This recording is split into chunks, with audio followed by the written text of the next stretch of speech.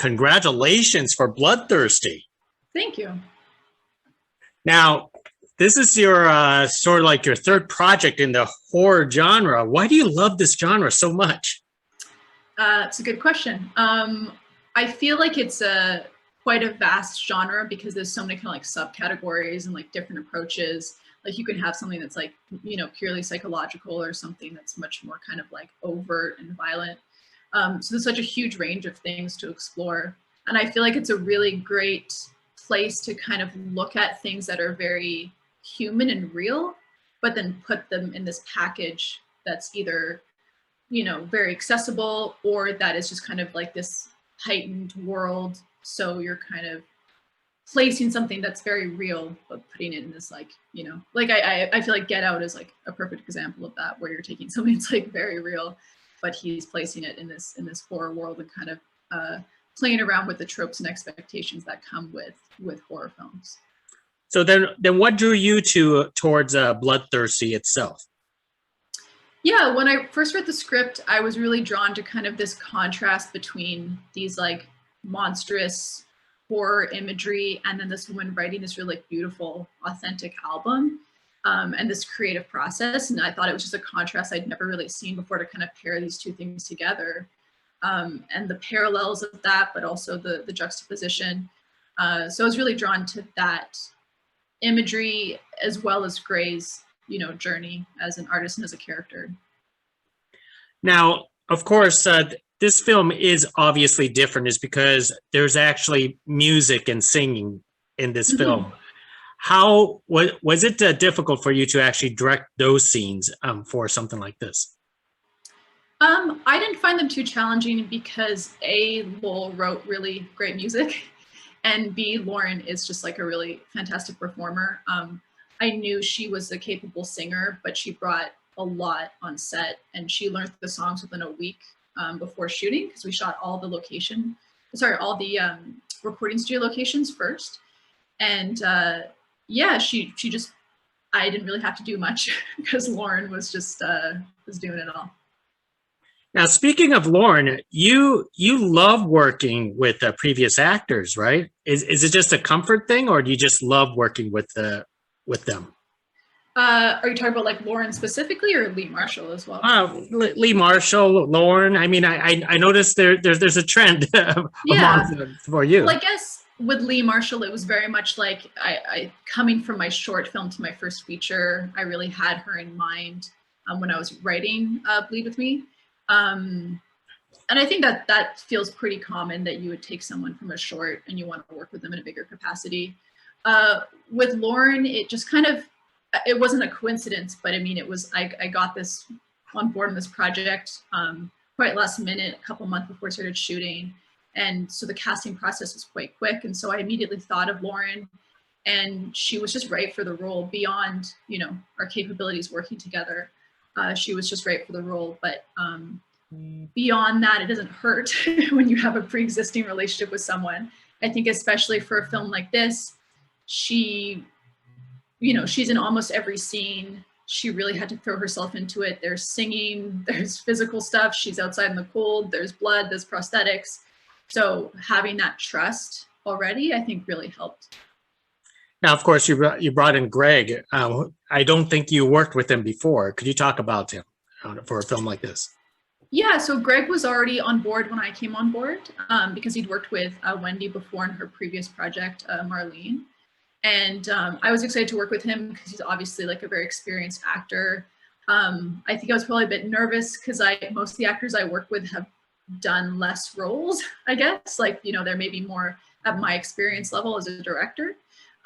So it was kind of interesting to work with someone who has worked on so much stuff. And you could just feel that on set. Like if we had any kind of, just from like a technical standpoint, when an actor has that much experience, like it really just helps actually the process go faster because they really understand kind of how they look on camera, like what lens you're using, like things like that. They really understand it. And then on top of that, they're also a good performer. So Greg was super fun on set, and he was really great to work with. Now, I noticed there's a trend with even with your short career with, Undress Me, Bleed With Me, and Bloodthirsty, is that they're all blood-related themes. They're all bloody. What's your obsession with blood? It's a good question. I think I probably watched too many horror movies as a kid. I mean, blood and practical effects and kind of body horror are all things that I find really interesting because they're all very like visceral. And then they're also fun on set to shoot. But I think I'm a big fan of David Cronenberg and his kind of early body horror films, and the way the practical effects are almost like an aesthetic unto themselves. And it's not necessarily about realism, but it's almost about kind of just like this extension of character or theme. And they're so visceral. So that's always something, whether it's a lot of practical effects like Undress Me or just kind of more subtle things, that's always something that I'm really interested in, is the kind of like tangible nature of those elements in horror.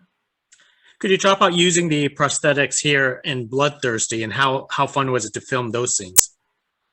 Yeah, it was really fun. That was one of the scenes that I was really looking forward to shooting when I read the script, and we shot it like one of the first days we were shooting, actually, probably like the second or third day. When I came on board, it was already kind of established that we were going to do this like more hybrid creature thing rather than someone in like a full-on kind of like hairy wolf costume. Mainly because those things can kind of look cheesy, but also kind of budget reasons and stuff too. So it was really about how to, you know, take Lauren's features and just kind of like heighten them and like exaggerate them. So that was a really fun process. And then when we did the transformation scene, it was also really about, for me, the kind of like pain of something like that. So I really worked with Lauren to think about the physicality and what was actually happening to her body, because the prosthetics were quite limited. And yeah, I mean, I was really stoked to shoot that scene, and I hope it turned out well. You know, I like it.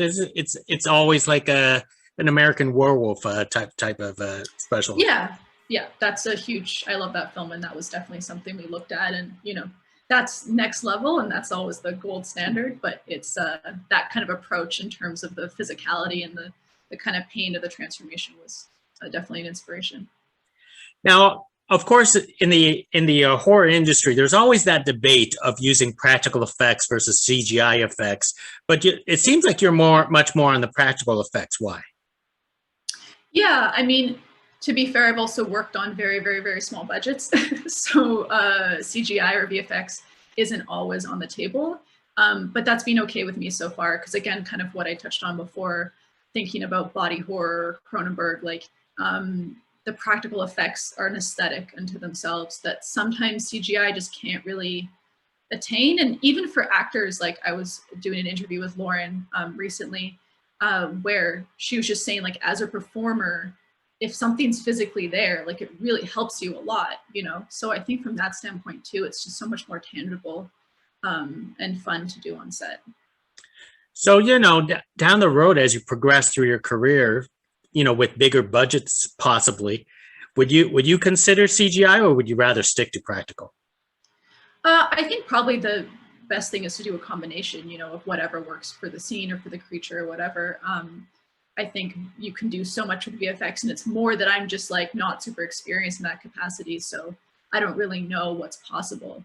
But I think I would obviously love to do, you know, a bigger variety of things and see what's possible in VFX as well. Now, I'm curious, where was all this filmed? Where was this, you know, house that you found? Yeah, so we shot in Edmonton, Alberta, in Canada, and we were really lucky to find that house because we couldn't really find anything else that was good, because you know, you spend so much time in the film in that house, and it had to be unique and weird and strange, and that house definitely was. So we were really lucky to find it. Now, if I recall, it was snowing outside. Was that a choice of seasons, or just coincidentally for production's sake? I'm pretty sure it was written into the script, but I don't know from Wendy, the scriptwriter standpoint, whether that was a choice or whether that was just because we were going to be shooting in winter. I think it does add to the kind of isolation of where they're at. You know, in summer, it's so much easier to just kind of like walk away from something. But if it's cold and wintry, like it adds the atmosphere a lot, especially for Canadian films. Now, if you actually, I know you are a fan of the horror, if you had to choose some of your best werewolves movies, what would it be? Yeah, I mean, I do love American Werewolf in London. I saw it when I was pretty young and just like fell in love with a lot of the scenes in it. I do really love Ginger Snaps as well, though. I think that's a really great like Canadian horror film. I always debate with friends about young people watching horror films, but you turn out great. Yeah. Yeah, I mean, it's yeah, depends. It depends. Excellent. Well, let me wrap it up with one more thing with you, Amelia. Obviously, past 12, 13 months, the world has gone crazy a little bit. But Yeah. how are you staying sane and creative during this entire time? I think you're assuming that I am, which is not entirely true.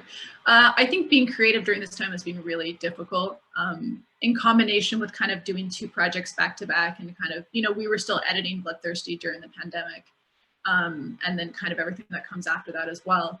So I'm just trying to, process those two projects and think about what I want to do next. But definitely the pandemic hasn't made things easier in terms of feeling creatively, fulfilled. So it is what it is, though. Excellent. And I'm just going to throw it out there. Are you ever going to think about doing a feature film for Undress Me to explain a little bit more what's going on? I mean, I've thought about taking that kind of premise into a longer form, but I don't know if it'd be with the same character. Maybe a different character, but a similar fate, I guess. Most excellent. Well, hey, Amelia, hey, thank you very much for speaking with me about your film, and No problem. really appreciate you making Bloodthirsty. We need more werewolf movies out there. Yeah, thank you so much. Thank you. Bye now. Bye.